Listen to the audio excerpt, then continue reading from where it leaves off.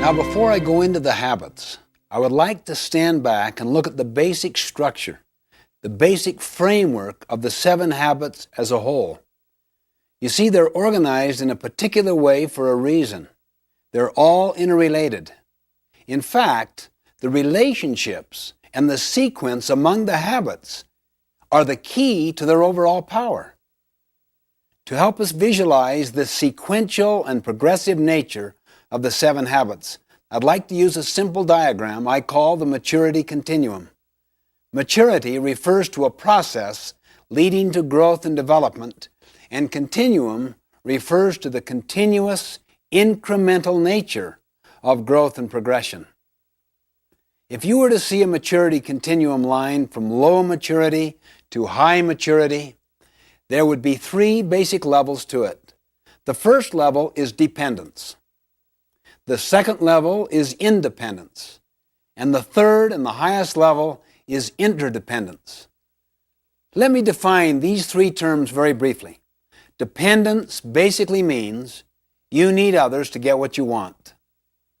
You see, all of us began life as an infant, dependent on others for nurturing and sustenance.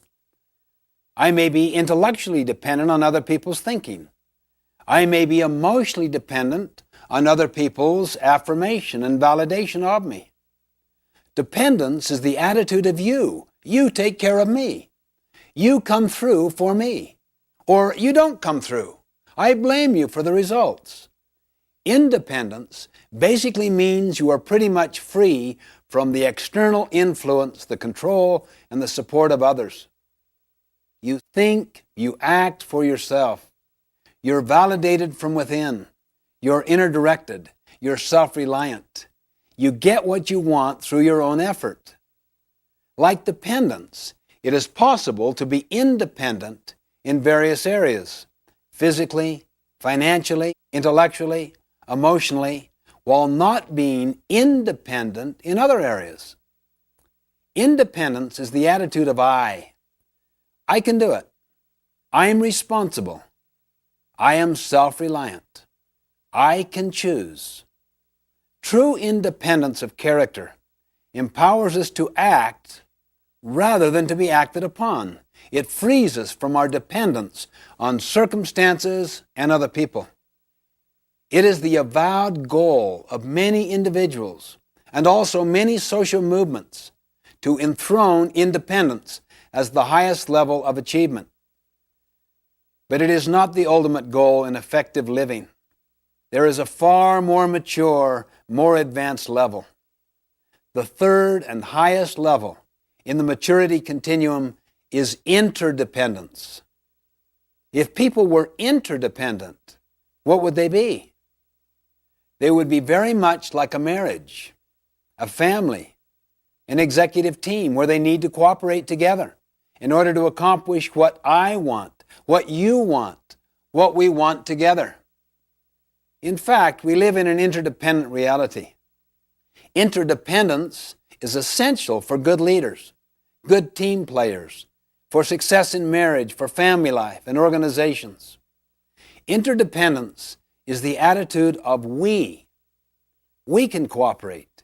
We can be a team. We can combine our talents, our abilities, our best efforts to achieve our highest success. Now here is the basic insight. Think on this. Until you and I are independent, we cannot be interdependent. Let me say that again. Until you and I are independent, we cannot be interdependent. In other words, we can't do calculus before we understand algebra. We can't run before we learn to walk. We neither can learn to work cooperatively with other people if we don't have internal self-mastery. That's why the first 3 habits, be proactive, begin with the end in mind, and put first things first, deal with self-mastery, self-control, self-dominion. They form the deepest part of our character. They constitute what I call the private victory, the victory over self. You see, private victories must precede public victories. To lead others effectively, we first must be able to lead ourselves effectively. For example, when I make a commitment to get up early and exercise, and I literally carry it out, I feel better. I feel better about myself. I have greater emotional strength. I have better physical energy. You see what that means? A private victory. As a result, I do better in all my relationships with others. That's the public victory. However, have you ever noticed the tendency to be irritable with others after failing to keep a commitment to yourself? I know, speaking for myself, I can usually trace my weaknesses, my failures in dealing with others to some flaw, some failure to win my own private victory. These first three habits lead us from dependence to independence. Then once people have control over themselves and have a measure of independence, they're ready to deal with the next three habits. Think win-win. Seek first to understand, then to be understood, and synergize, all of which helps us in our relationships with others, enabling us to be successful with people. Habits 4, 5, and 6 develop what I call the public victory, effectiveness with others. It's based on teamwork, on cooperation, and communication. Habits 4, 5, and 6 utilize our personality. They're more skill-based, and they lead us from independence to interdependence. That is the attitude of we, where we cooperate to accomplish desired results. Then habit 7, sharpen the saw, is the habit of renewal, of regular, balanced renewal in all of the dimensions of our life. It surrounds and encompasses all of the other habits. It is the habit of continuous improvement that creates an upward spiral of growth and development. Now, interdependence is a choice that only independent people can make. For instance, let's say you're my supervisor and I'm very dependent upon your opinion of me. I'm also dependent financially and intellectually upon you. But let's say you have some blind spots in your performance and you really need feedback. I'm aware of your blind spots. I also have enough skill to give you feedback. But would I do it? I wouldn't. I'm too dependent upon you. I'm too angry at you. I'm mad because those blind spots hurt me. I have what's often called a love-hate relationship. You see, the person you're dependent upon also controls you. If you don't get what you want, it makes you mad. So I wouldn't possibly give you honest feedback. I don't want to rupture my relationship with you. So what do? I talk to others, and then they share their experiences, and they validate me, and we badmouth you. We're simply not interdependent. If I were truly interdependent, that means if I'm first of all independent, I could go to you and I could say, could we have a visit? I would like to share some of my concerns. But if you were dependent yourself and used to borrowing strength from your position power, you might try to intimidate me. You might say, well, what is it, Stephen?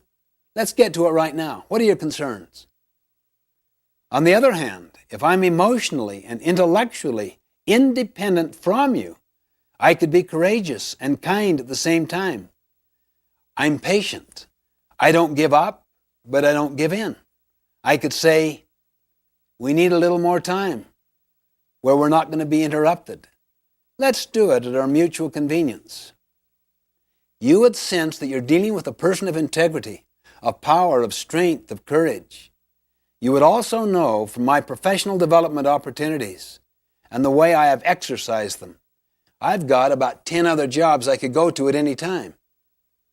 You probably also know I'm the only one in your crew that isn't bad-mouthing you. I have no need to badmouth. I have no energy around your weaknesses. I don't want to do something to hurt you. I want to do something to help you, to overcome your weaknesses, or perhaps help you compensate for the deficiency in some way.